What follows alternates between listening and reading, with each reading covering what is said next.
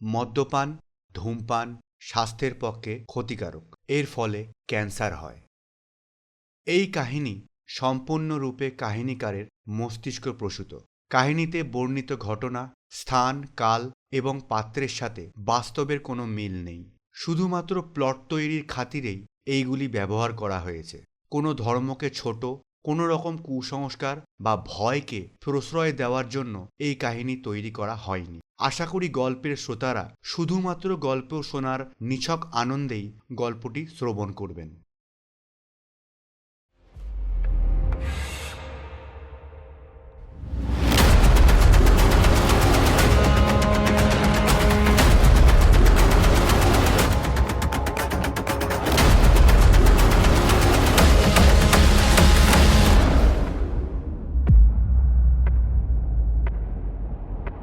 ধীরে মহারাজ, ধীরে। আপনার শরীর খারাপ করবে যে। আপনি যে এখন আমাদের পিতাপুত্রীর খুবই আদরের অতিথি। বেশ, তাহলে আপনিও আমার শেষ কথা শুনে রাখুন। তক্ষশিলার মহাজ্ঞানী পণ্ডিত বজ্রকেতু, আমি আপনাকে 3 দিন সময় দিলাম। 1520 খ্রিস্টাব্দ, তক্ষশিলা। এই কাহিনীতে আমরা পূর্বেই কুরুকেশী এবং বজ্রকেতুর পরিচয় পেয়েছি, কিন্তু বজ্রকেতুর পরিচয় এখানেই শেষ হয়ে যায় না। তিনি ছিলেন তক্ষশিলা নগরীর এক শাস্ত্রজ্ঞ বৌদ্ধিক পণ্ডিত এবং রাজপুরোহিত ও বৌদ্ধিক দেবী কুরুকুল্লার উপাসক। বজ্রকেতু যেমন ছিল মেধা, তেমনই ছিল তার বুদ্ধি। দেশের জ্ঞানী গুণী এমনকি রাজা পর্যন্ত তাকে তার বিচক্ষণতার জন্য সম্মান করত। একদিকে তিনি যেমন ছিলেন শাস্ত্রজ্ঞ বৌদ্ধিক পণ্ডিত, ঠিক তেমনই ছিলেন ন্যায়পরায়ণ, সত্যবাদী, দয়ালু, পরশ্রীকাতর একজন মানুষ। পরের দুঃখে তিনি সর্বদাই সচেষ্ট থাকতেন নিজেকে উজাড় করার জন্য। সবসময় চেষ্টা করতেন গরিব, দীন, দুঃখিনী, অসহায় মানুষের পাশে দাঁড়াতে। শুধু যে মানুষের সেবাতেই তিনি নিজের জীবন উৎসর্গ করতেন তাই নয়, সমস্ত প্রাণীজগতের উপর ছিল তার অগাধ ভালোবাসা। পশু পাখিকে তিনি নিজের সন্তান সম স্নেহ করতেন এবং যত্ন নিতেন। বজ্রকেতু যেমন সকল জীবজগৎকে ভালোবাসতেন, আদর আপ্যায়ন করতেন, ঠিক তেমনই যখনই কারোর ওপর কোনো অন্যায় হতে দেখতেন তিনি বজ্রের ন্যায় কঠিন হাতে প্রতিবাদ করতেন এবং রুখে দাঁড়াতেন। এইখানে বৌদ্ধিক দেবী কুরুকুল্লার কথা খানিক বলে রাখা ভালো। দেবী কুরুকুল্লা বৌদ্ধ ধর্মের প্রেম, সমৃদ্ধি এবং সম্পদের প্রতীক। দেবীর সমস্ত শরীর লাল বর্ণের এবং 4টি বাহু বর্তমান। দেবী প্রধান 2 হাত দিয়ে ফুলের তৈরি তীরধনুক ধরে থাকেন এবং অন্য হাতে ফুল দিয়ে নির্মিত একটি হুঁক ও আরেকটি হাতে ফাঁস ধরে থাকেন। এই দেবী কুরুকুল্লা যেমন সমগ্র বিশ্বকে সৃষ্টি এবং লালন পালন করেন, ঠিক তেমনই ধ্বংসও করতে পারেন। দেবী কুরুকুল্লাকে জ্ঞানের দেবীও বলা হয়। দেবী কুরুকুল্লা বশীকরণের তান্ত্রিক আচারে সাফল্য লাভ করেন, যা পুরুষ, নারী, মন্ত্রী এবং রাজাদের মন্ত্রমুগ্ধ করার আচার। তাকে সাধারণত অস্ত্র ও সৌভাগ্যের প্রতীক হিসাবে চিত্রিত করা হয়। একদিন বজ্রকেতু এবং কুরুকেশী দেবীকক্ষে দেবী কুরুকুল্লার উপাসনারত। তক্ষশিলা নগরীর রাজার এক সৈনিক এসে দেবীকক্ষের বাইরে থেকে বজ্রকেতুর উদ্দেশ্যে বলে তাকে রাজামশাই রাজসভায় উপস্থিত হতে বলেছেন। বজ্রকেতু তা শুনে কুরুকেশীর মাধ্যমে ওই সৈনিককে বলে পাঠায় তিনি দেবী কুরুকুল্লার সেবা করে রাজদরবারের উদ্দেশ্যে যাত্রা করবেন। এই বার্তা যেন ওই সৈনিক রাজামশাইকে গিয়ে বলে। সৈনিক মাথা নেড়ে প্রস্থান করে। কিছুক্ষণ পরে বজ্রকেতু দেবী কুরুকুল্লার সেবা করে পথে নামলেন রাজদরবারে যাওয়ার উদ্দেশ্যে। পথে যেতে যেতে এক স্থানে তিনি লক্ষ্য করলেন কিছু লোক হাতে লাঠি নিয়ে একটি সাপকে মারছে।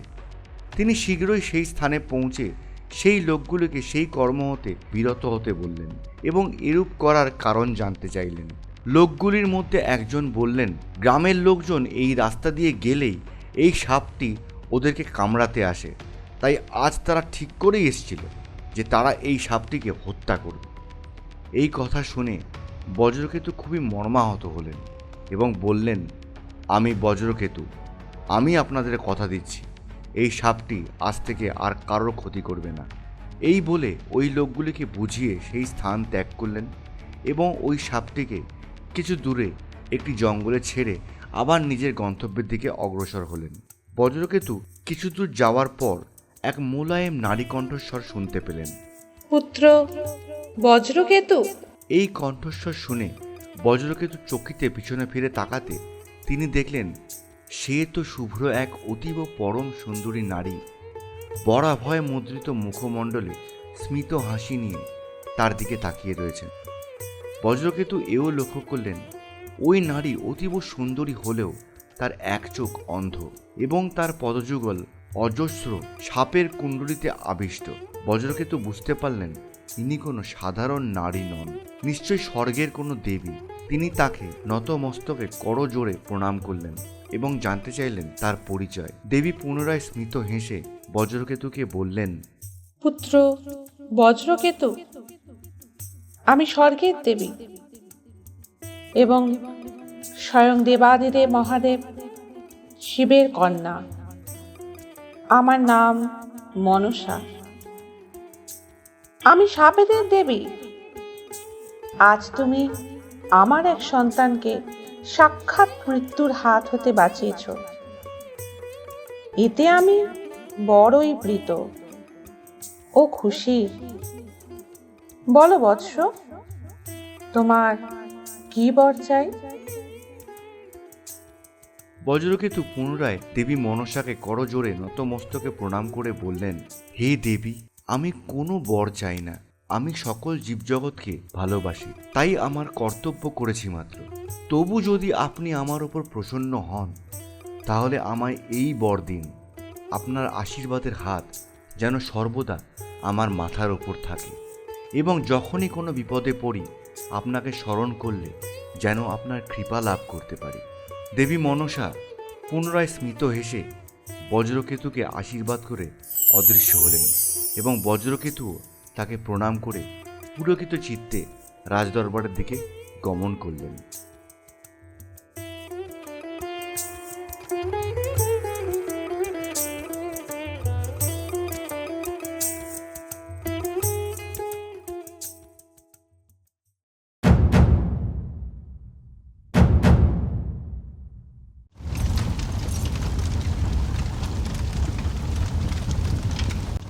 ওম দ্রিম দ্রিদিম দিম দিম দ্রিদিম দিম দিম দ্রিদিম। ওম দ্রিম দ্রিদিম দিম দিম দ্রিদিম দিম দিম দ্রিদিম। ওম কুরুকুল্লা ওম মা মনসা ওম কুর্মাশা। ওম দ্রিম দ্রিদিম দিম দিম দ্রিদিম দিম দিম দ্রিদিম। ওম দ্রিম দ্রিদিম দিম দিম দ্রিদিম দিম দিম দ্রিদিম। ওম কুরুকুল্লা ওম মা মনসা ওম কুর্মাশা। প্রায় অন্ধকারাচ্ছন্ন এক গুহায় দাউ দাউ করে জ্বলতে থাকা এক অগ্নিকুণ্ডের সামনে মুণ্ডিত মস্তক, গেরুয়া বসন পরিহিত এক ব্যক্তি এক নাগারে মন দিয়ে মন্ত্র উচ্চারণ করে চলেছে।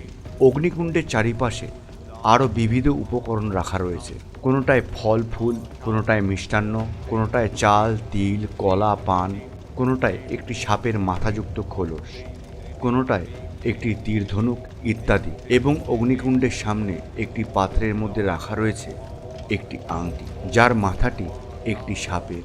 তার চোখ দুটিতে খেলা করছে কুটিল স্বপ্ন। সাপটির মুখ হতে বেরিয়ে আছে তার জিঘাংসা ও লোভ মিশ্রিত চেরা জিভখানি। সাপ আংটিটির গায়ে খচিত রয়েছে বিভিন্ন বর্ণের উজ্জ্বল পাথর, যা দেখে মনে হয় সেইগুলি সাপটির গায়ের আঁশ। অগ্নিকুণ্ডের লাল লকলকে আগুনের আলোয় আংটিটি আরও ভয়ঙ্কর হয়ে উঠেছে। ওই ব্যক্তি ক্রমাগত মন্ত্রপাঠ এবং অগ্নিকুণ্ডের আগুনে ঘৃত প্রদান করে চলেছে। ওই ব্যক্তির ঠিক সম্মুখে একটি বেদির উপর দুটি থামের সহিত দুই বাহু এবং সমস্ত শরীর শৃঙ্খলে আবদ্ধ যুদ্ধে পরাজিত ত্রিপুরারাজ রাজা জিষ্ণুবাহন।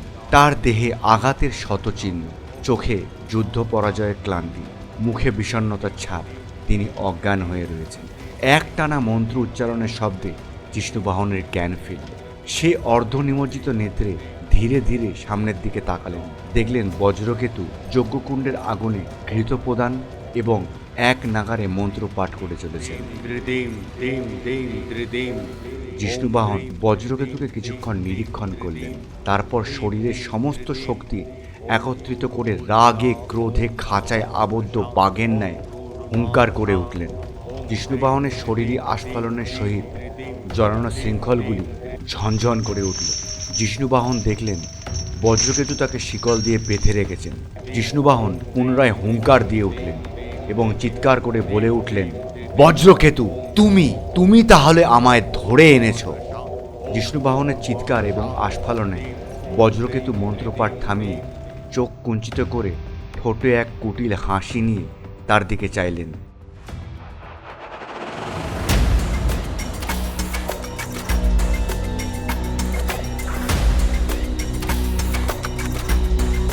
বজ্রকেতুর রাজা জিষ্ণুবাহনের দিকে চাহনি দেখে জিষ্ণুবাহন আরও ক্রোধে উন্মত্ত হয়ে উঠলেন এবং চিৎকার করে বলতে লাগলেন, বজ্রকেতু, আমি যুদ্ধে পরাজিত হয়েছি, কিন্তু নিজের জীবনে নয়। একবার, শুধু একবার আমার এই হাত খুলে দাও। এই হাত দিয়েই আমি তোমার ধড় হতে মুন্ডু আলাদা করে দেব। ঠিক এই মুহূর্তে অন্ধকার ভেদ করে গান গাইতে গাইতে বেরিয়ে এলেন ত্রিপুরার দ্বিতীয় এবং রাজা জিষ্ণুবাহনের প্রাণাধিক প্রিয় রানী কুরুকেশী। সাথী গো আমার, সাথী গো আমার, সাথী গো আমার, আমারই আখিতে আছে হৃদয় তোমার, তুমি বিনা নিশিদিন হায় কাটে না আমার। এবং তিনি রাজার উদ্দেশ্যে বললেন, ধীরে মহারাজ, ধীরে। আপনার শরীর খারাপ করবে যে। আপনি যে এখন আমাদের পিতা পুত্রীর খুবই আদরের অতিথি। কুরুকেশীর মুখে এইরূপ কথা শুনে জিষ্ণুবাহন অবাক হয়ে গেলেন এবং বললেন, কুরুকেশী, কুরুকেশী, দেখো, তোমার পিতা আমায় বন্দি করে রেখেছেন। তুমি কি দেখতে পাচ্ছ না? কুরুকেশী তার দিকে একবার অবহেলা ভরে তাকিয়ে বললেন, হ্যাঁ মহারাজ, দেখতে পাচ্ছি, কিন্তু আমি যা দেখতে পাচ্ছি তা আপনি কি দেখতে পাচ্ছেন? জিষ্ণুবাহন পুনরায় অবাক হয়ে বললেন, মানে? কুরুকেশী একবার স্মিত হেসে আবার বললেন, মনে করে দেখুন তো মহারাজ, ঠিক এই রূপ কাকুতি মিনতি আমি এবং আমার পিতা ঠিক 1 মাস যাবতকাল পূর্বে আপনার সম্মুখে করেছিলাম। তখন আপনি কি করেছিলেন? জিষ্ণুবাহন এবার অনুনয়ের সুরে বললেন, তুমি কি বলছো? আমি কিছু বুঝতে পারছি না। দোহাই, দোহাই তোমার কুরুকেশী, তুমি তোমার পিতাকে বলে আমায় এই বন্ধন হতে মুক্ত করো। তার জন্য তুমি যা চাও আমি তাই দেব। জিষ্ণুবাহনের মুখে এই কথা শুনে কুরুকেশী এবার অট্টহাস্যে ফেটে পড়লেন। তারপর জিষ্ণুবাহনের গালে একটি চুম্বন করে হেসে বললেন, আপনি আমায় অনেক কিছু দিয়েছেন মহারাজ, এবার আমার আপনাকে দেয়ার পালা। তার আগে আপনি মনে করুন তো, আজ থেকে 1 মাস পূর্বে ঠিক কি হয়েছিল, যেদিন আপনি আমায় ওই পুষ্করণী ঘাটে সদ্য স্নানরত সিক্ত বসনে আমি উঠে আসছিলাম। মনে করুন, মনে করুন মহারাজ। জিষ্ণুবাহন দেখলেন মিষ্টি কথায় কাজ হবে না। এবার তিনি আবার রাগে ক্রোধে ফেটে পড়লেন। তার ক্ষতবিক্ষত দেহখানি পুনরায় শৃঙ্খল আবদ্ধ হতে মুক্ত করতে চাইলেন। তার মাথার চুল সিংহের কেশরাশির ন্যায় ফুলে উঠল, চক্ষুযুগল প্রতিহিংসায় রক্ত জবার ন্যায় রঞ্জিত হয়ে উঠল। তার এই নিষ্ফল ক্রোধের আস্ফালন দেখে কুরুকেশী পাশে রাখা এক তরবারি দিয়ে অকস্মাৎ তার বুকে এক গভীর ক্ষত করে দিলেন এবং এই ক্ষত হতে ঝরঝর করে রক্ত নদীর স্রোতের ন্যায় বাহিত হতে লাগলো। যন্ত্রণায় ছটফট করে উঠলেন ত্রিপুরা রাজ পুরুষ সিংহ প্রবল বিক্রমী রাজা জিষ্ণুবাহন। মুখ দিয়ে বেরিয়ে এলো এক কাতর আর্তনাদ।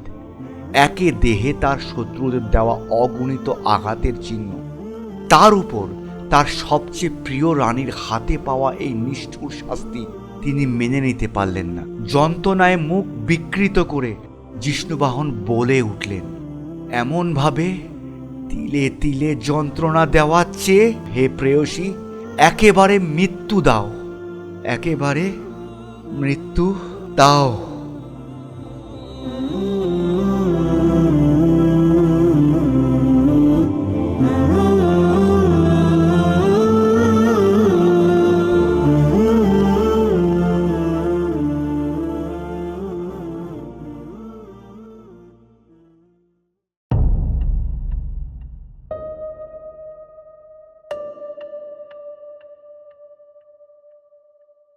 কুরুকেশী রাজা জিষ্ণুবাহনের এই করুণ অবস্থা দেখে পুনরায় অট্টহাস্য করে উঠলেন এবং বললেন, মনে করুন মহারাজ, ঠিক এমনি কাতর প্রার্থনা সেদিন আমি এবং আমার পিতা আপনার সম্মুখে করেছিলাম। আমার যে পিতা এত জ্ঞানী, এত ধার্মিক, এত ন্যায়পরায়ণ, এত প্রজাবৎসল, সেই পিতা সেদিন আপনার পায়ে ধরতেও প্রস্তুত ছিলেন, তাই না মহারাজ? জিষ্ণুবাহন কুরুকেশীর দিকে এক দৃষ্টে কিছুক্ষণ তাকিয়ে থাকলেন। ধীরে ধীরে তার রাজসভায় কুরুকেশীকে প্রথমবার দেখার কথা মনে পড়ল। তার মনে পড়ল তাদের বিবাহের কথা। তার মনে পড়ল বিবাহের দিনে তার সোনার মূর্তি উন্মোচনের কথা। তার মনে পড়ল কুরুকেশীর সাথে কাটানো তার সুন্দর মুহূর্তগুলির কথা। হঠাৎ করে ছেঁড়া পাতার ন্যায় আরও গহীন অতীতের অতল গভীরে রাজা জিষ্ণুবাহন হারিয়ে গেলেন। তিনি মনে করতে লাগলেন যেদিন তিনি প্রথমবার কুরুকেশীকে এক পুষ্করিণী হতে সদ্য স্নান সেরে সিক্ত বসনে ঘাটে উঠে আসতে দেখেছিলেন। সেই অপরূপ দৃশ্য তিনি আজও ভুলতে পারেননি। তার পরিবর্তে সেই স্থানে অন্য কোনো পুরুষ থাকলে সেও ভুলতে পারতেন না। তার এই বিশ্বাস, যে রূপের ঐশ্বর্য সেদিন জিষ্ণুবাহন দেখেছিলেন, তা স্বর্গীয় কোনো দৃশ্যের মনেও গভীর ঈর্ষার সৃষ্টি করে। যেন মনে হচ্ছিল পূর্ণিমার রূপলি চাঁদ পৃথিবীর জলধারা হতে উদয় হয়ে ধরিত্রীর বুকে প্রস্ফুটিত হল। যেমন তার রূপের ঔজ্জ্বল্য, তেমনি তার আকর্ষণ। জিষ্ণুবাহন সমস্ত কিছু ভুলে এক অমোঘ মাদকতায় কুরুকেশীর প্রতি আকৃষ্ট হলেন। সেদিন রাজা জিষ্ণুবাহন বনে গিয়েছিলেন মৃগয়া করতে। সেখানে তিনি কুরুকেশীকে স্নানরত প্রত্যক্ষ করেন এবং তার প্রতি আসক্ত হন। তিনি তার দিকে ধীরে ধীরে অগ্রসর হতে শুরু করেন। কুরুকেশী তখন তার পর্ণকুটিরের দিকে এগিয়ে যাচ্ছিলেন। পশ্চাৎ হতে জিষ্ণুবাহনের পদশব্দে কুরুকেশী পিছন ফিরে তার দিকে তাকান। কুরুকেশীর অমন মোহময়ী ভুবন ভোলানো দৃষ্টিতে রাজা জিষ্ণুবাহন মোহিত হয়ে গেলেন। তিনি তাকে জিজ্ঞাসা করলেন, এই একাকী অরণ্যে আপনি কে দেবী? কি আপনার পরিচয়? আপনার সম্বন্ধে জানতে আমি বড়ই উদ্গ্রীব। কুরুকেশী সলজ্জে নত মস্তকে অতীব ক্ষীণ অথচ মধুর কণ্ঠে বললেন, আমার নাম কুরুকেশী। আমি তক্ষশিলার একমাত্র বৌদ্ধিক তান্ত্রিক এবং শাস্ত্রজ্ঞ পণ্ডিত বজ্রকেতুর কন্যা। বলে কুরুকেশী এক পলক রাজা জিষ্ণুবাহনের পানে জিজ্ঞাসু দৃষ্টি নিক্ষেপ করেই পর মুহূর্তে নিজের চোখের পলক নিমজ্জিত করলেন। রাজা জিষ্ণুবাহন তার ইশারা বুঝতে পেরে স্মিত হেসে প্রত্যুত্তর করলেন, হে স্বর্গের অপ্সরার ন্যায় রূপে মাধুর্যের অধিকারিণী, হে ভুবনমোহিনী, হে চপলা, হে সুন্দরী, আমি এই ত্রিপুরা রাজ্যের অধিপতি। আমার নাম জিষ্ণুবাহন। কুরুকেশী এইটুকু শুনে যেমন ঠায় দাঁড়িয়েছিলেন তেমনি দাঁড়িয়ে রইলেন। জিষ্ণুবাহন পুনরায় ব্যক্ত করলেন, হে মহীয়সী, আমি আপনার রূপে আকৃষ্ট হয়েছি। বলা ভালো, আমি আপনার প্রেমে পড়েছি। আমি আপনাকে বিবাহ করতে চাই। আপনার মতামত জানতে বড়ই উদ্গ্রীব হচ্ছি। কুরুকেশী জিষ্ণুবাহনের মুখে এই কথা শুনে লজ্জায় এক দৌড়ে তার পর্ণকুটিরে চলে যায় এবং তাকে এইভাবে ঘরে যেতে দেখে অনতি দূরে দাঁড়িয়ে থাকা তার পিতা বজ্রকেতু করজোড়ে রাজা জিষ্ণুবাহনের দিকে এগিয়ে আসে। বজ্রকেতু এসে তাকে পরিচয় দিলে জিষ্ণুবাহন তাকে তার মনোবাঞ্ছা জানায়, কিন্তু বজ্রকেতু তার মুখে সমস্ত কিছু শুনে রাজার উদ্দেশ্যে বলে, মহারাজ, আমি জানি আমার কন্যা আপনার ন্যায় বীর এবং পুরুষ সিংহের হাতে পড়লে তার কোনো চিন্তা থাকবে না। তার অন্ন বস্ত্র তো দূরে থাক, কোনো কিছুরই অভাব হবে না চিরকালের জন্য। কিন্তু মহারাজ, আমি এই বিবাহে রাজি নই।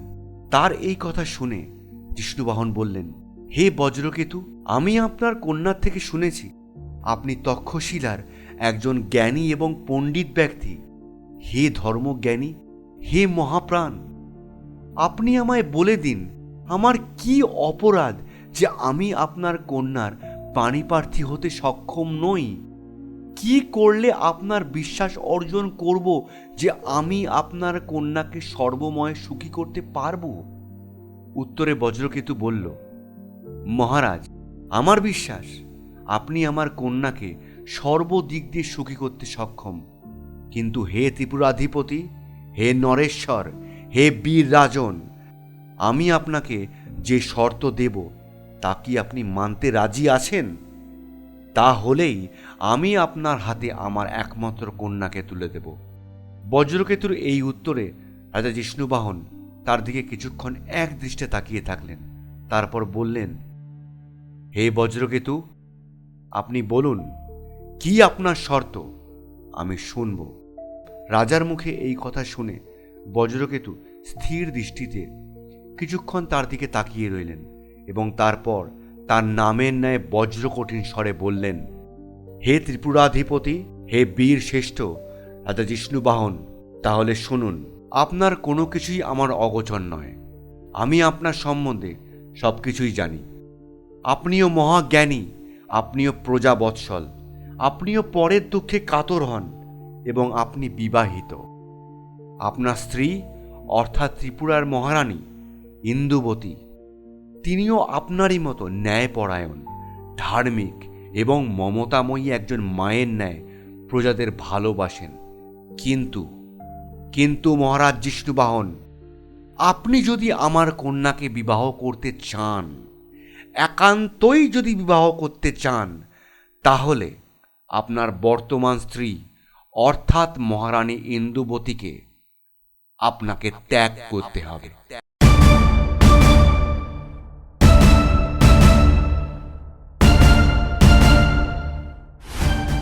এতক্ষণ জিষ্ণুবাহন বজ্রকেতুর এক নিঃশ্বাসে বলে যাওয়া কথাগুলো শুনে যাচ্ছিলেন, কিন্তু তার কথা শেষ হওয়ার পরে রাগে তার মুখমণ্ডল রক্ত জবান্নের রঞ্জিত হয়ে উঠল। তার সমস্ত শরীর থরথর করে কাঁপতে শুরু করল। অচিরেই তার ডান হাত কোমরে গোজা তলোয়ারের খাপে চলে গেল। এই সব কিছুই দাঁড়িয়ে দাঁড়িয়ে লক্ষ্য করছিলেন বজ্রকেতু এবং অনতি দূরে পর্ণকুটিরের আড়াল হতে গুরুকেশী। জিষ্ণুবাহন রাগে গরম নিঃশ্বাস ফেলতে ফেলতে বললেন, বজ্রকেতু, আমি যদি আপনার কন্যার পাণিপ্রার্থী না হতাম, তাহলে এই মুহূর্তে এই ক্ষণে আমার খাপে ভরা তলোয়ার দিয়ে আপনার শিরচ্ছেদ করতাম এবং তার জন্য আমায় কারোর কাছে কৈফিয়ত দিতে হতো না। এই কথাটি বলার সময় জিষ্ণুবাহনের কানে মেয়েলি কণ্ঠে ঈষৎ অথচ মৃদু একটি আর্তনাদ কানে এলো এবং তিনি চকিতে একবার দূরে পর্ণকুটিরের দিকে তার দৃষ্টি বিনিময় করলেন। কিছুক্ষণ জিষ্ণুবাহন বজ্রকেতুর দিকে পুনরায় দৃষ্টি বিনিময় করে শান্ত স্বরে আবার বললেন, হে বজ্রকেতু, আমি কি অন্যায় করেছি যে আপনি আমার সম্মুখে এমন কঠিন শর্ত রাখছেন? আমার কিসের অভাব যা দিয়ে আমি আপনার একমাত্র কন্যাকে সুখী করতে পারবো না? জিষ্ণুবাহনের কথার পরিপ্রেক্ষিতে বজ্রকেতুও শান্ত স্বরে বললেন, হে রাজন, আপনার কোনো কিছুরই অভাব নেই, কিন্তু আমার এই শর্তখানি না মানলে আমিও আপনার হাতে আমার কন্যাকে সঁপে দিতে পারবো না। এই কথা বলে বজ্রকেতু সেই স্থান ত্যাগ করার জন্য উদ্যত হলে তখন জিষ্ণুবাহন পুনরায় বজ্রকঠিন স্বরে বললেন, এই আপনার শেষ কথা? বজ্রকেতু কোনো কথা উচ্চারণ না করে উপর হতে নিচে শুধু দুবার মাথা নাড়লেন। জিষ্ণুবাহন তার দিকে চোখ কুঞ্চিত করে দাঁতে দাঁত ঘষতে ঘষতে বললেন, বেশ, তাহলে আপনিও আমার শেষ কথা শুনে রাখুন। তক্ষশিলার মহাজ্ঞানী পণ্ডিত বজ্রকেতু, আমি আপনাকে 3 দিন সময় দিলাম। এর মধ্যে যদি আপনি নিজে আপনার কন্যাকে আমার হাতে সঁপে না দেন, তাহলে আমিও আপনার কন্যাকে হরণ করব ও তার সাথে বিবাহ না করে 3 রাত্রি অতিবাহিত করব, এবং যে কার্য হতে আমি আজ বিরত হলাম সেই কার্য অর্থাৎ আপনার শিরচ্ছেদ করব এবং আপনাদের পিতা পুত্রের দেহ কোনো নোংরা আবর্জনার ন্যায় ছুঁড়ে এই ত্রিপুরা নগরী হতে বাইরে নিক্ষেপ করব। পূর্বেই বলেছি, এই কাজের জন্য আমায় কারোর কাছে জবাবদিহি করতে হবে না। আপনি শুধু আমার ভালো দিকটাই লক্ষ্য করেছেন বজ্রকেতু। আমি ত্রিপুরাধিপতি পুরুষ শ্রেষ্ঠ রাজা জিষ্ণুবাহনের খারাপ দিকটা এইবার আপনি দেখবেন। আবারও জিষ্ণুবাহনের কানে এলো নারী কণ্ঠে ঈষৎ আর্তনাদ। বজ্রকেতু চলে যাচ্ছিলেন। কথাগুলি শুনে তার পদযুগল ঈষৎ কেঁপে উঠল পরবর্তী পদক্ষেপের জন্য। সে পিছন ফিরে এসে জিষ্ণুবাহনের পায়ের কাছে নতজানু হয়ে বসে পড়লেন এবং 2 হাত জোর করে বললেন, না না মহারাজ, আপনি আমার এই সর্বনাশ করবেন না। অনেক কষ্ট করে আমি আমার মাতৃহারা একমাত্র কন্যাকে কোলে পিঠে করে বড় করে তুলেছি। আমি সর্বহারা একজন মানুষ। আমার জ্ঞান ও কুরুকেশী এবং তার সম্মান ভিন্ন আমার কিছুই নেই। আপনি দয়াময়, আপনি আমাদের গরিবের অন্নদাতা। আপনার আশ্রয়ে আমরা পিতা পুত্রী বেঁচে রয়েছি। দয়া করে আপনি আমার এই সর্বনাশ করবেন না। বজ্রকেতুর কথা শুনেও জিষ্ণুবাহনের রাগে উন্মত্ত শরীরের ভিতরকার হৃৎপিণ্ড বিগলিত হল না। সে রাগে দ্বিগুণ উন্মত্ত হয়ে বজ্রকেতুকে পদাঘাত করে বসলেন এবং একেবারে ভূপতিত বজ্রকেতুর মুখের কাছে নিজের মুখ নিয়ে গিয়ে চিবিয়ে চিবিয়ে বলে উঠলেন, আপনার মিষ্ট কথায় আমার মনের স্বাদ পূর্ণ হবে না বজ্রকেতু। পরের অন্নে লালিত পালিত হলে পরের কথা মতোই চলতে হয়। কিছুক্ষণ পরস্পরের দিকে দৃষ্টি বিনিময় করার পর কোমরে গোজা তলোয়ারখানি একবার কিছুটা বার করেই আবার ভিতরে নিক্ষেপ করে পুনরায় বলতে শুরু করলেন,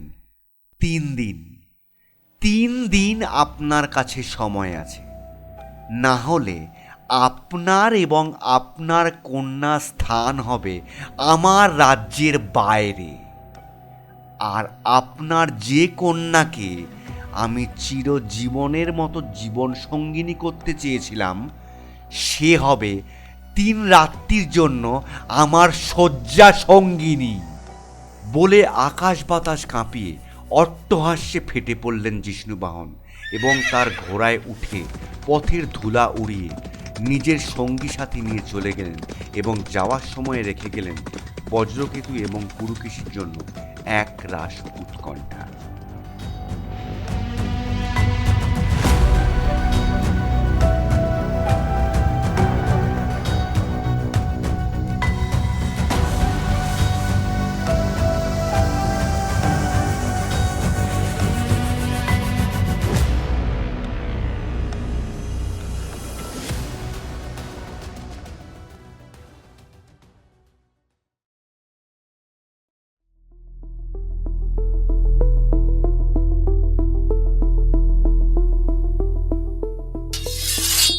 গালে ধাতব খোলা তলোয়ারের শীতলতার ছোঁয়ায় সম্বিত ফিরে পান জিষ্ণুবাহন। স্মৃতির অতল গভীরতার থেকে বর্তমানে দম বন্ধ করা ধোঁয়ায় ধুমায়িত অগ্নিগর্ভ গুহায় চক্ষু উন্মোচন করেন তিনি। সামনে দেখতে পান মুখে একটা পৈশাচিক হাসি এবং হাতে তরবারি নিয়ে দণ্ডায়মান তার প্রাণসখা, তার দ্বিতীয় রানী কুরুকেশী, আর তার পশ্চাতে বজ্রকঠিন মুখে তার দিকে একভাবে দৃষ্টি নিক্ষেপ করে তাকিয়ে রয়েছেন বজ্রকেতু। প্রথমে মুখ খুললেন কুরুকেশী। কিছু মনে পড়ল মহারাজ? এই বলে সে জিষ্ণুবাহনের রক্তাক্ত গালে হাতের তরবারিটি ছুঁয়ে দিলেন এবং তাতে তার গালের খানিকটা কেটে গেলে জিষ্ণুবাহন যন্ত্রণায় মুখ কুঞ্চিত করে উঠল এবং বলল, হে আমার প্রাণাধিক প্রিয় রানী, তুমি কেন আমায় এত কষ্ট দিচ্ছ? কেন তুমি আমায় একেবারে এই যন্ত্রণা থেকে মুক্তি দিচ্ছ না? আমি তো তোমার কথা মতো সব করেছি। আমার রাজ্য, আমার রাজ্যবাসী, আমার ধন দৌলত, মান সম্মান, বন্ধুত্ব, সমস্ত কিছু, এমনকি আমার প্রথম স্ত্রী, এই রাজ্যের রানী, তাকেও আমি ত্যাগ করেছি। তাহলে তাহলে কেন তুমি আমায় এত কষ্ট দিচ্ছ? মহারাজ, আমি তো আপনাকে প্রথমেই বলেছি, আপনি আমায় সমস্ত কিছু দিয়েছেন, শুধু আমার সম্মান বাদে। এই বলে সে তার হাতের তরবারিটির হাতল দিয়ে রাজার ডান চোখে সজোরে এক আঘাত করলেন এবং জিষ্ণুবাহনের চোখে সৃষ্টি হলো এক গভীর ক্ষত। আর সে পূর্বের ন্যায় যন্ত্রণায় ছটফটিয়ে উঠলেন।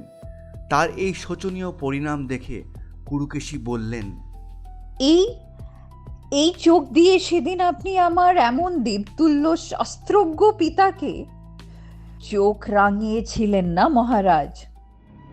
নিন, নিন, আর আপনি কোনোদিনও রক্তচক্ষু তো দূরের থাক, কারোর দিকে দৃষ্টি দিতে পারবেন না। ত্রিপুরাধিপতি পুরুষ সিংহ রাজ্য জিষ্ণুবাহন আজ থেকে অন্ধ।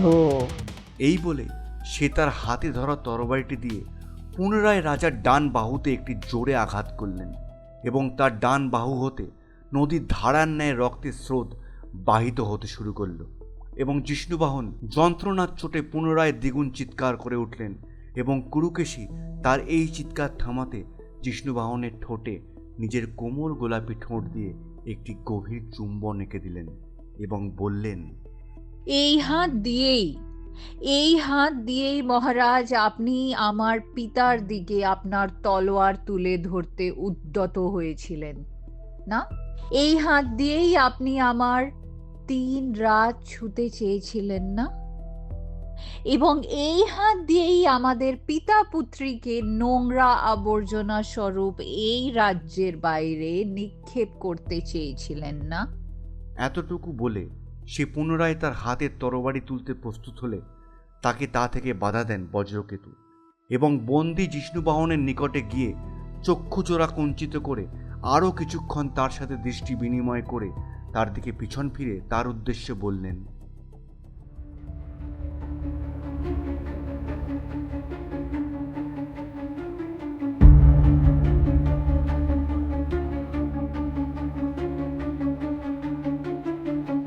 পশু বলি দেওয়ার পূর্বে তাকে তার ইচ্ছা অনুসারে উদর পূর্ণ করার রেওয়াজ আছে, তেমনি নরবলি দেওয়ার পূর্বে তার মনের শেষ ইচ্ছা জানা হয়। আমি জানি আপনার শেষ ইচ্ছা কি। এতটুকু বলে বজ্রকেতু পুনরায় জিষ্ণুবাহনের দিকে ফিরলেন এবং বলতে শুরু করলেন, আমি জানি আপনার মনের মধ্যে এই মুহূর্তে অনেক প্রশ্নরা ভিড় করে রয়েছে। আপনার মনে আছে মহারাজ, আজ থেকে ঠিক 1 মাস পূর্বে আপনি আমার একমাত্র কন্যা কুরুকেশীকে মৃগয়া করতে গিয়ে তার রূপে মাধুর্যে মোহিত হয়ে তাকে বিবাহ করতে চেয়েছিলেন এবং তার পরিবর্তে আমি আপনার সম্মুখে শর্ত রাখি, যতক্ষণ না আপনি আপনার প্রথম স্ত্রীকে পরিত্যাগ করছেন ততক্ষণ এই বিবাহ সম্ভব নয়। মনে পড়ছে মহারাজ? কুরুকেশীর হাতের তরবারির আঘাতে জিষ্ণুবাহনের চোখ খুলতে কষ্ট হচ্ছিল, তাও সে অতি কষ্টে বজ্রকেতুর দিকে অঙ্গার মিশ্রিত দৃষ্টি নিক্ষেপ করলেন। বজ্রকেতু তা সম্পূর্ণ অগ্রাহ্য করে পুনরায় বলতে শুরু করলেন, আপনি আমার দেওয়া সেই শর্ত তো মানলেন না, তার পরিবর্তে আমায় এবং আমার কন্যাকে চরম থেকে চরম অপমানিত করে বলেছিলেন, 3 দিনের মধ্যে যদি আমি আমার মাতৃহারা একমাত্র কন্যাকে আপনার সাথে বিবাহ না দিই, তাহলে আপনি আমায় এবং আমার কন্যাকে আবর্জনার ন্যায় এই রাজ্য হতে বিতাড়িত করবেন এবং আমার কন্যাকে 3 রাত্রি ভোগ করবেন এবং আপনার এই কৃতকার্যের জন্য আপনাকে কারো কাছে জবাবদিহি করতে হবে না। কি মনে পড়ছে মহারাজ? এতটুকু বলে বজ্রকেতু খানিক থেমে পুনরায় বলতে শুরু করলেন, আপনি জানেন মহারাজ, এই 3 রাত্রি আমি ঠিক কি কি করেছিলাম? পুনরায় জিষ্ণুবাহনের কাছে এসে দাঁতে দাঁত চেপে বলতে শুরু করলেন, ওই 3 রাত্রি আমি ধীরে ধীরে আপনার বিরুদ্ধে ষড়যন্ত্রের জাল বিস্তার করেছিলাম এবং এক মহাযজ্ঞের আয়োজন করেছিলাম।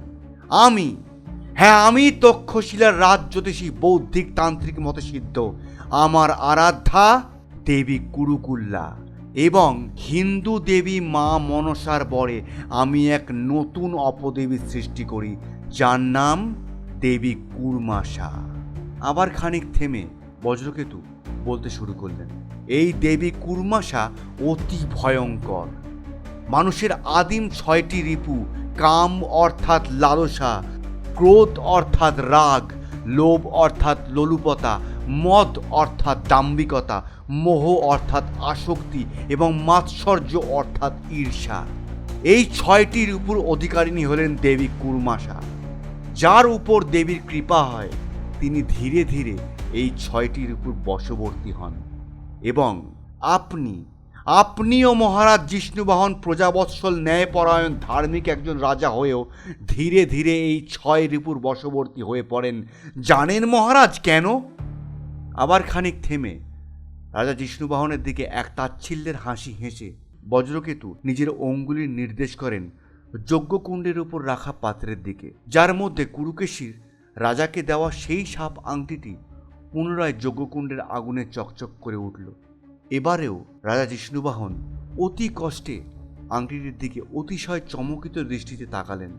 তারপর বজ্রকেতু বললেন, ওই আংটিটির দরুন মনে পড়ছে মহারাজ?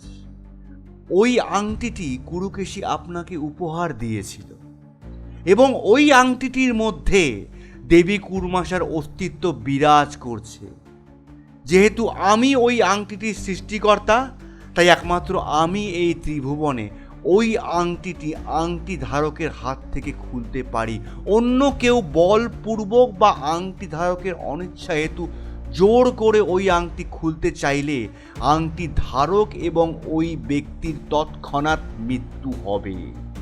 বজ্রকেতু পুনরায় বলে, একমাত্র কেউ যদি দেবাদিদেব মহাদেবের আর এক রূপ মহাকালের মন্ত্র জপ করে, তাও আংটি ধারকের শয়নরত অবস্থায় এবং তার সহিত ধুনোর গন্ধ মিশ্রিত ধোঁয়া থাকে, তাহলে ওই আংটি ধারকের সর্বশরীরে এক ভীষণ উত্তাপের সৃষ্টি করবে এবং আংটিটি আপনা হতে তার হাত থেকে খুলে আসবে এবং সে সাক্ষাৎ মৃত্যুর হাত থেকে ফিরে আসবে, আর তার সমস্ত চারিত্রিক গুণাবলী পূর্বের ন্যায় হবে, যা আংটি ধারণের পূর্বে ছিল।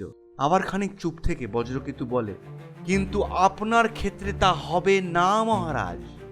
আপনার কৃতকার্যের ফল আপনাকে ভোগ করতেই হবে। হ্যাঁ, আমি বজ্রকেতু, আমারই প্ররোচনায় আমার কন্যা আপনাকে বিবাহ করে। হ্যাঁ, আমি বজ্রকেতু, আমারই প্ররোচনায় আমার কন্যা আপনার থেকে আপনার প্রথমা স্ত্রী এই রাজ্যের রানী ইন্দ্রবতীর সহিত আপনার সম্পর্কে ইতি টানে। হ্যাঁ, আমি বজ্রকেতু, আমারই প্ররোচনায় আমার কন্যা আপনারই রাজ্য হতে, আপনার চোখের সম্মুখে আপনার রাজ্যবাসীকে গৃহহীন হতে বাধ্য করে, যা আপনি আমাদের সাথে করতে চেয়েছিলেন। হ্যাঁ, আমি বজ্রকেতু, আমারই প্ররোচনায় আমার কন্যা আপনার বাল্য বন্ধুদের সাথে আপনাকে যুদ্ধ করতে এবং তাদের বিপক্ষে যেতে বাধ্য করে, আর যার পরিণাম আজ আপনি এখানে একা, পরাজিত, বন্দী, আহত, প্রায় নতজানু এবং নতমস্তকে আমার সম্মুখে। কোথায় গেল মহারাজ আপনার সেই তেজ? কোথায় গেল আপনার সেই দম্ভ অহংকার? কোথায় গেল আপনার সেই পৌরুষ সুলভ আচরণ? কোথায় গেল সেই পুরুষ সিংহ ত্রিপুরাধিপতি মহারাজ জিষ্ণুবাহন? এবার বলুন মহারাজ, আপনার নিজের মনের শেষ ইচ্ছা কি? আমরা পিতা পুত্রী তা পূর্ণ করার চেষ্টা করব। হাজার হোক, এই 1 মাস যাবৎ আমরা আপনার নুন খেয়েছি।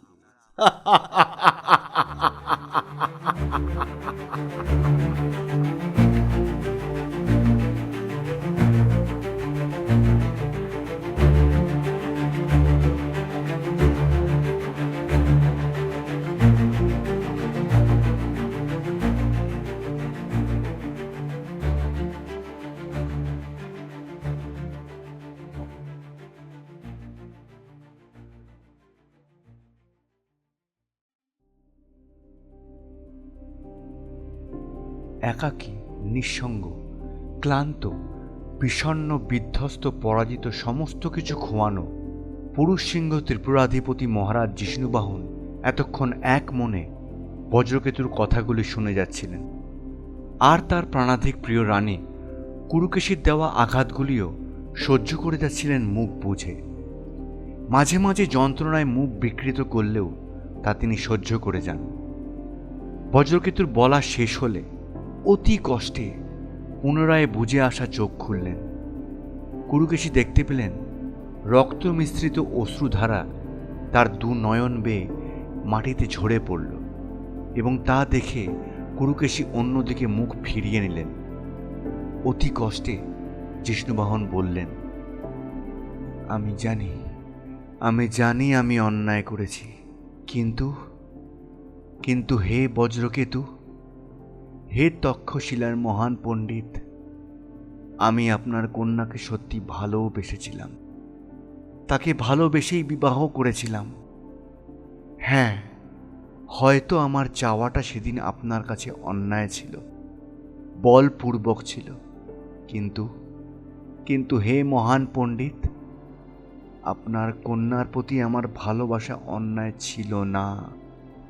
কিন্তু আপনি বলতে পারেন কি হেতু আপনি আমার প্রথম স্ত্রীকে ত্যাগ করতে বলেছিলেন? একটানা এতগুলি কথা বলে জিষ্ণুবাহনের ক্লান্ত অবসন্ন শরীরটি আরও ক্লান্ত হয়ে পড়ল। তিনি আবার খানিক দম নিয়ে বললেন, আপনারা পিতা পুত্রী যদি সেদিন একবার মুখ ফুটে বলতেন, আমি আমার রাজ্যবাসী, আমার সমস্ত ধন দৌলত ঐশ্বর্য আপনার কন্যার পায়ে লুটিয়ে দিতাম।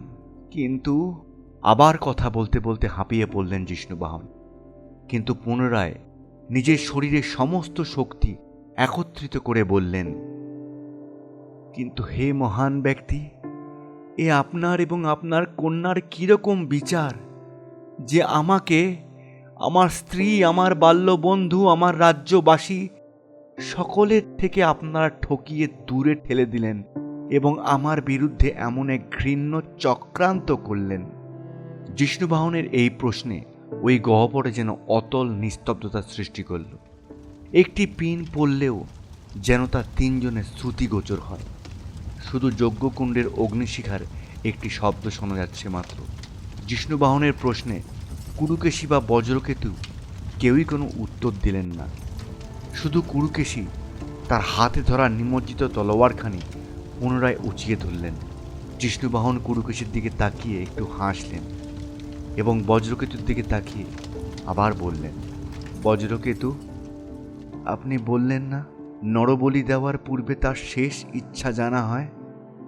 আমি পুরুষ সিংহ ত্রিপুরাধিপতি মহারাজ জিষ্ণুবাহন বলছি, মৃত্যুর পূর্বে আমার শেষ ইচ্ছা, আমি আমার প্রাণাধিক প্রিয় রানী কুরুকেশীকে শেষবারের ন্যায় আলিঙ্গন করতে চাই। জিষ্ণুবাহনের কথা শেষ হওয়া মাত্রই তার কানে মৃগয়ার দিনের ন্যায় এক মেয়েলি কণ্ঠের, চাপা অথচ মৃদু কণ্ঠের আর্তনাদ শোনা গেল, যা শুধু জিষ্ণুবাহনের কর্ণগোচর হল। বজ্রকেতু জিষ্ণুবাহনের কথায় তার দিকে একবার চক্ষুজোড়া কুঞ্চিত করে পিছন ফিরে বেদী হতে নেমে গেলেন। রাগে, ক্রোধে, দুঃখে দু চোখে এক গভীর উৎকণ্ঠা এবং ভালোবাসাময় দৃষ্টি নিয়ে কুরুকেশী জিষ্ণুবাহনের নিকট ধীরে ধীরে এগোতে লাগলেন। জিষ্ণুবাহনের ঠোঁটে হাসি, চোখের অশ্রুধারা ক্রমাগত পূর্বের ন্যায় দু গাল বেয়ে মাটিতে পড়তে লাগল। কুরুকেশী এগিয়ে এসে জিষ্ণুবাহনের গালে তার নরম হাতে স্পর্শ করলেন। তার চোখেও জল, সেও হাসি মুখে জিষ্ণুবাহনের পানে চেয়ে রইলেন কিছুক্ষণ। পুনরায় গহ্বরে গভীর নীরবতা। বেদিহত যজ্ঞকুণ্ডের অনতি দূরে বজ্রকেতু তাদের দিকে পিছন ফিরে দাঁড়িয়ে রয়েছেন। কুরুকেশী ধীরে ধীরে জিষ্ণুবাহনকে আলিঙ্গন করলেন এবং গভীরভাবে তার ঠোঁটে ছুঁয়ে দিলেন নিজের রঞ্জিত ঠোঁট দুখানি। জিষ্ণুবাহন চক্ষু মুদ্রিত করে সেদিন প্রভাতে দেখা সদ্য স্নানরত সিক্ত বসনা পরিহিত তার প্রাণাধিক প্রিয় রানী কুরুকেশীকে যেন দেখতে পেলেন। সেদিন সত্যি যেন আকাশের গোল রূপলি চাঁদ পৃথিবীর বাড়িধারা হতে উঠে এসেছিল। তার কানে ভেসে উঠল কুরুকেশীর সেই মধুর সঙ্গীত। সাথী গো আমার, সাথী গো আমার, সাথী গো আমার।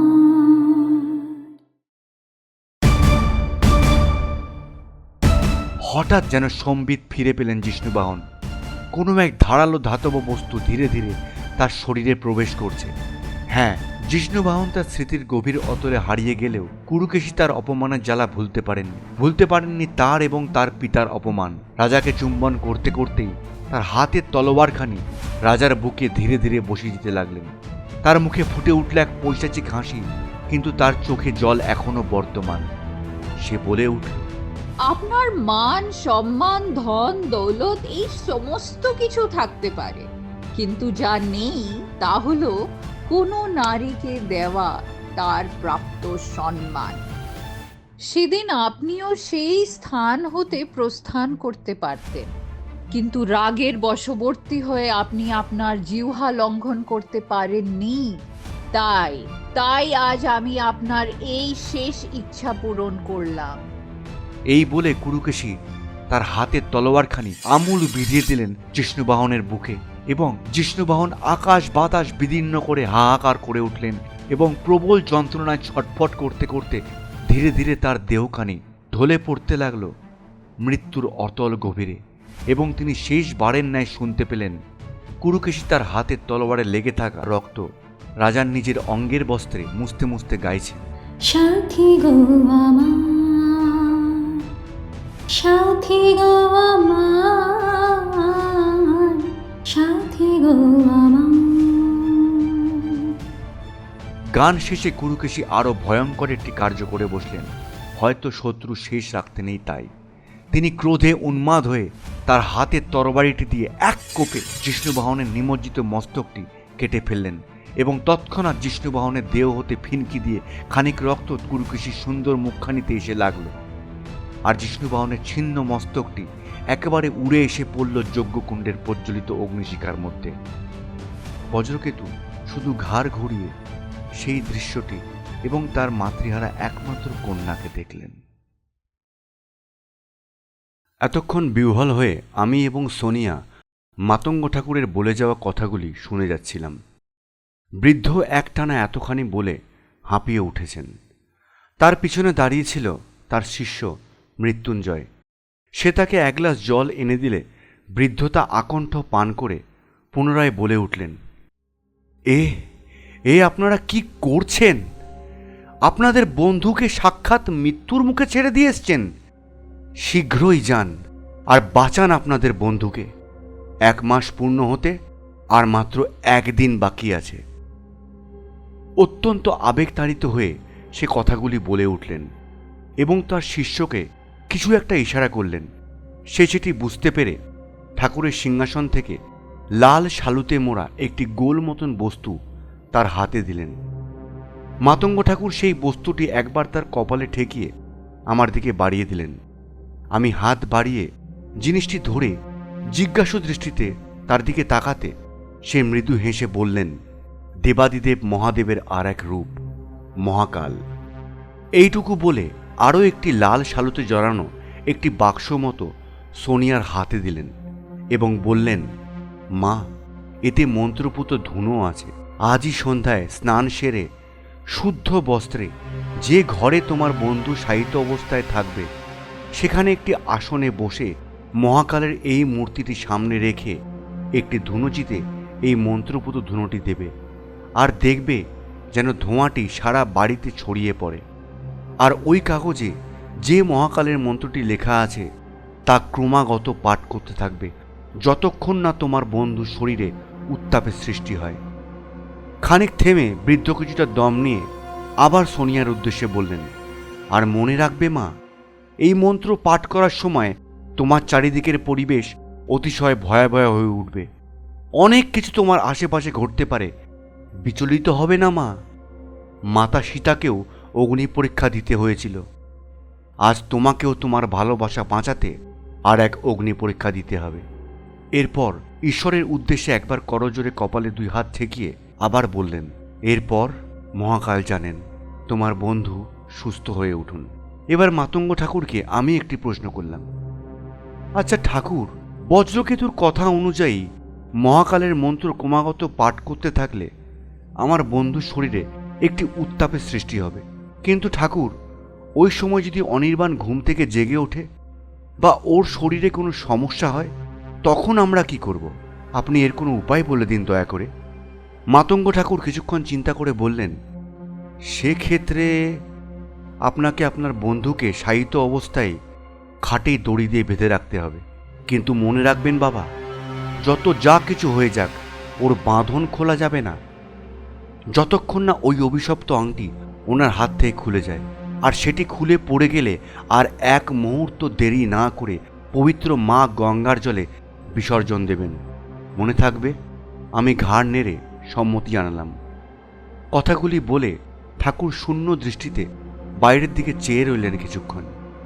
আমি আর সোনিয়া এইবার আসন ছেড়ে উঠে বাইরে আসার জন্য প্রস্তুত হলাম, কিন্তু মাতঙ্গ ঠাকুরের ঘরের চৌকাঠ পেরোনোর পূর্বে আমি থাকতে না পেরে আরেকটি প্রশ্ন করে বসলাম, আচ্ছা ঠাকুর, সবই তো শুনলাম, কিন্তু আমার বন্ধুর সাথে ওই কুর্মি নামের মেয়েটিকে যবে থেকে ওই আংটিটি অনির্বাণ পড়েছে তার কিছুদিন পর থেকেই তাকে তার কাছে দেখা যায়। তার জন্য আমরা কেউই তার কাছে ঘেঁষতে পারি না। আর ওই মেয়েটি অনির্বাণের জীবনে আসার পর থেকেই তার সাথে এই সমস্ত ঘটনাগুলি ঘটে চলেছে। সেই মেয়েটির কথাগুলিও যেন মিষ্টি ছুরির মতো এবং ধারালো।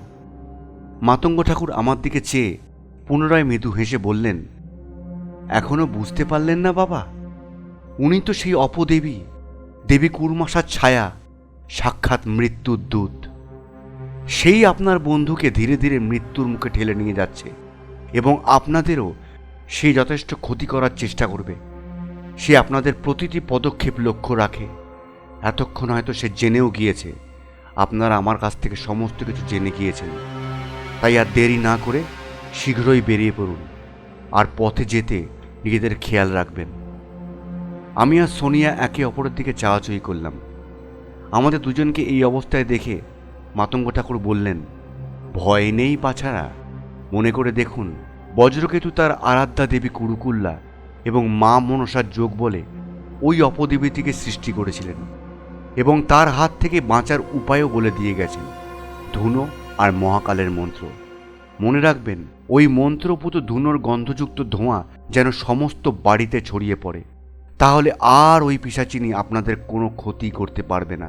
হ্যাঁ, ভীতি প্রদর্শন করতে পারে, কিন্তু নিজেদের মনকে শক্ত রেখে বিচলিত হবেন না। আর হ্যাঁ, একটা কথা মনে রাখবেন, ভালোবাসা ছাড়া এই পৃথিবীতে আর কোনো বড় তন্ত্র হয় না। তাই মানুষকে ভালোবাসুন। বৃদ্ধের কথা শেষ হলে আমরা দেরি করলাম না, বেরিয়ে পড়লাম ওখান থেকে।